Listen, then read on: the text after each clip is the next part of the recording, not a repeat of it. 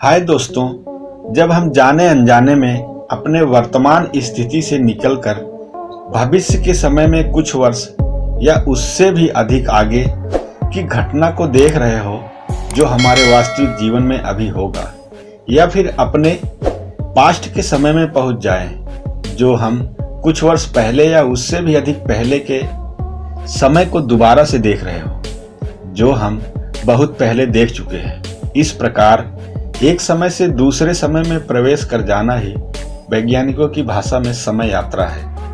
इस तरह की पूरी दुनिया में बहुत सारी घटनाएं हुई है जिसे आज तक कोई समझ नहीं पाया है। उनमें से कुछ घटनाओं के बारे में मैं आपको इस वीडियो में बताने और दिखाने जा रहा हूं। अगर समझ में आए तो प्लीज कमेंट करके जरूर बताना। यह घटना जुलाई 1954 में हानेडा एयरपोर्ट यानी जिसे आज हम टोक्यो अंतर्राष्ट्रीय हवाई अड्डे के नाम से जानते हैं। टोक्यो जापान की राजधानी है। यहाँ एक अनजान आदमी खुद को बिजनेसमैन बताते हुए एयरपोर्ट पर चेकिंग के दौरान उसने अपने पासपोर्ट पर मुहर लगाने के लिए अधिकारियों को दिया, जो बिल्कुल ठीक ठाक दिख रहा था। जब उन अधिकारियों ने उस पासपोर्ट को देखा जिस देश से जारी किया गया था, वास्तव में उस नाम का कोई देश ही नहीं था। लेकिन वह आदमी अधिकारियों को बार बार यह समझाने की कोशिश कर रहा था कि यह जगह है, मैं वहां से आया हूं। तो अधिकारियों ने उसे दुनिया का मैप दिखाया और उससे पूछा, आप उस जगह को इस मैप में दिखाओ और हमें बताओ।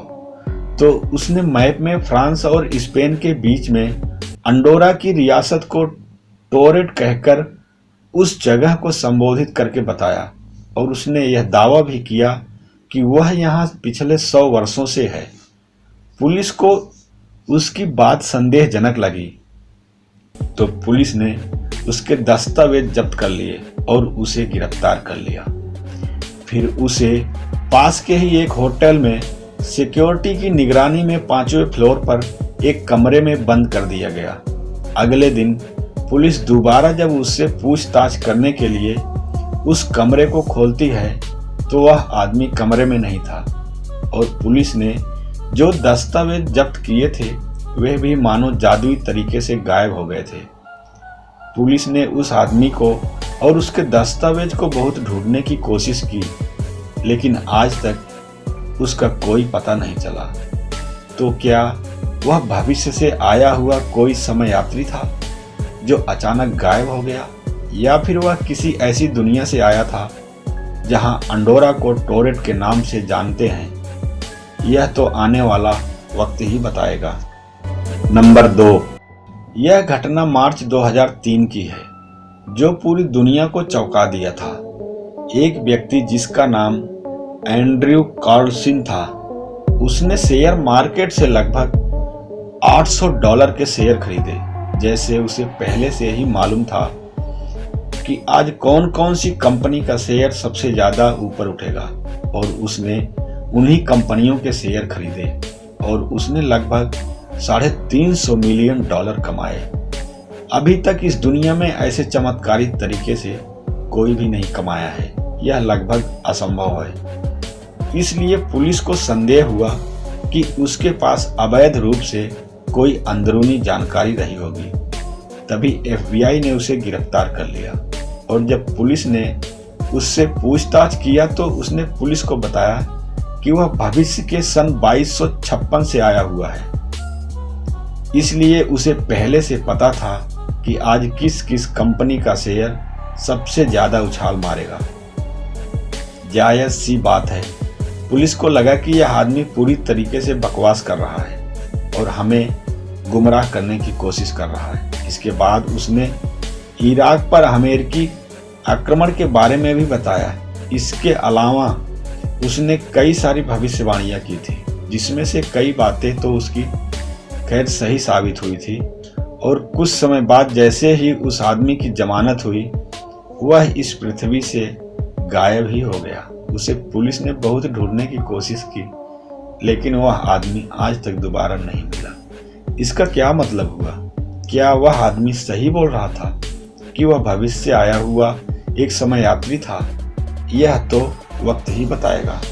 नंबर 3, एक बार air marshal sir Victor Goddard सन 1935 में अपने शहर एडिनबर्ग के पास ही स्कॉटलैंड से होते हुए कहीं जा रहे थे, लेकिन कुछ दूर जाने के बाद अचानक तूफान के कारण मौसम खराब हो गया और खराब मौसम के कारण उनका जहाज अनियंत्रित हो गया और वे कुछ समझ नहीं पाए। कुछ समय बाद उन्होंने खुद को एक ऐसे एयरपोर्ट पर देखा जो बहुत ही नया और आधुनिक जमाने का था। वहां एयरपोर्ट पर पूरा स्टाफ मॉडर्न ब्लू कपड़े पहने हुए काम कर रहा था और कई आधुनिक जहाज भी वहां खड़े थे। यह सब देखकर वे घबरा गए क्योंकि उनका एयरपोर्ट काफी दिनों से बंद पड़ा था। इसके बाद उन्होंने अपना जहाज वहां नहीं उतारा और वे वहां से वापस मुड़ गए। कुछ दूर चलने के बाद फिर दोबारा तूफान आया, जिसके कारण मौसम खराब हो गया। जब तक वे कुछ समझ पाते वे रास्ता भटक गए। बड़ी मुश्किलों से उन्होंने खुद को और अपने जहाज को संभाला। थोड़ी देर बाद जब मौसम साफ हुआ तो वे किसी तरह अपने शहर पहुंचे। यह बात जब उन्होंने लोगों को बताया तो कोई विश्वास नहीं कर रहा था, सबको मजाक लग रहा था। लेकिन लगभग 4-5 साल बाद ऐसे ही एयरपोर्ट बनाया गया और वैसे ही स्टाफ और उनके कपड़े भी बनाए गए जैसा उन्होंने बताया था। इसका मतलब यह है कि वे समय यात्रा करके लगभग 4-5 साल पहले भविष्य में पहुंच गए थे। जो भविष्य में होने वाले कार्यों को उन्होंने पहले देख लिया था। नंबर 4, यह घटना सन 1951 की एक रात की है। लगभग 11:15 बजे के आसपास न्यूयॉर्क टाइम्स के बिल्डिंग के सामने वहां चारों तरफ लाइट जल रही थी। एक व्यक्ति जिसकी उम्र 27 वर्ष के आसपास रही होगी अचानक रोड के बीचों बीच दिखाई देता है और उसके कपड़े और पहनावे 1800 सदी के थे, जिसे लोग देखकर घबरा जाते हैं और वह भी लोगों को देखकर घबरा रहा था जैसे वह किसी नई दुनिया में आ गया हो। तभी रोड पर तेजी से आती हुई एक कार से उसका एक्सीडेंट हो जाता है और उसकी मौत हो जाती है।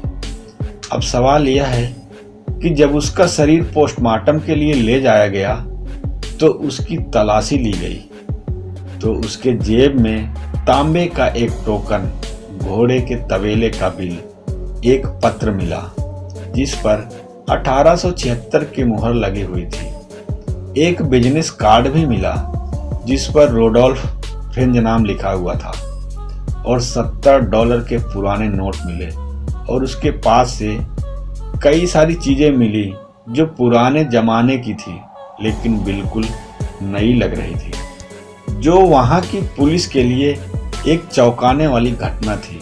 इसलिए उन्होंने जांच पड़ताल शुरू कर दी तो उन्हें उस आदमी की पत्नी मिली जो बूढ़ी हो चुकी थी। अब सवाल यह है कि जब उसकी उम्र 27 वर्ष के आसपास थी तो उसकी पत्नी बूढ़ी कैसे हो चुकी थी। उसकी पत्नी का कहना था कि रोडोल्फ फ्रेंज 29 साल की उम्र में 1876 में एक दिन शाम को घर से बाहर घूमने निकले थे और फिर वे कभी वापस नहीं आए। इसकी शिकायत उसने पुलिस में भी दर्ज कराई थी। तो क्या इसका मतलब ये है कि वह आदमी समय यात्रा करके अपने पास्ट के समय में चला गया था? यह भी आने वाला वक्त ही बताएगा। नंबर 5, इस फोटो को ध्यान से देखो। यह फोटो 1941 में कनाडा की वर्चुअल संग्रहालय की एक वेबसाइट पर मिली थी। इसमें एक आदमी आज के जमाने के मॉडर्न कपड़े पहने हुए और चश्मे लगाए हुए दिख रहा है, जो वहां मौजूद सभी लोगों के बीच में अलग ही दिखाई दे रहा है। अब सवाल यह है कि उस समय इस प्रकार के कपड़े व पहनावे का कोई चलन ही नहीं था, तो यह आदमी कौन था जो इतने आदमी में अलग ही दिख रहा है? और जांचकर्ताओं ने इस तस्वीर में दिखने वाले आदमी को बहुत ढूंढने की कोशिश की, लेकिन ऐसा कोई आदमी उन्हें नहीं मिला। तो उन्होंने इस घटना को समय में यात्रा करने वाले भविष्य के यात्री की घटना से जोड़ दिया और वह कहते हैं कि कोई भविष्य का यात्री समय यात्रा करके पास्ट में आ गया था। यह बात कितनी सत्य है यह भी आपको वक्त ही बताएगा।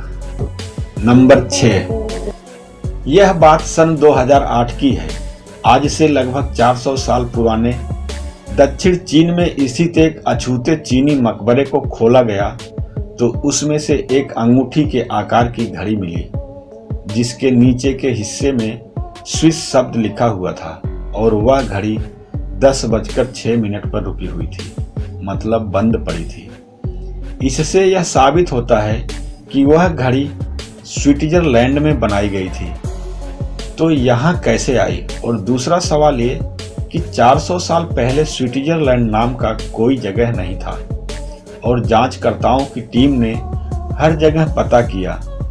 इस तरह की अंगूठी किसी ने कभी नहीं बनाया था, इसलिए इसकी जांच करने वाली टीम का कहना था कि यह घटना समय यात्रा में भविष्य की यात्रा करने वाली घटना को जोड़ती है, जो इस तरह की अंगूठी आज के समय में हम देख रहे हैं। नंबर 7, यह घटना एशिया में उत्तर की ओर रूस और दक्षिण चीन के बीच एक बार मंगोलिया के अल्ताई पर्वत पर खुदाई चल रही थी तो वहां एक महिला की लाश मिली जिसके शरीर के बाकी अंग पूरी तरह से गल चुका था, लेकिन एक हाथ और दोनों पैर की हड्डी थोड़ी बची थी जो लगभग 150 साल पुरानी लग रही थी। उस महिला को उसके घोड़े के साथ उसे वहां दफनाया गया था। उसके दोनों पैरों में जूते थे। उस जूते में 3 स्ट्रिप थी जो एडिडास के जूते से बिल्कुल मिलती जुलती थी। अब सवाल यह है कि 150 साल पहले एडिडास या एडिडास जैसा कोई ब्रांड नहीं था तो क्या था? जांचकर्ता यह मानते हैं कि यह महिला समय यात्रा करके भविष्य में जाकर वापस आ गई थी। यह भी आने वाला वक्त ही बताएगा। लेकिन मेरा वीडियो आपको कैसा लगा यह कमेंट करके आप जरूर बताइए। धन्यवाद।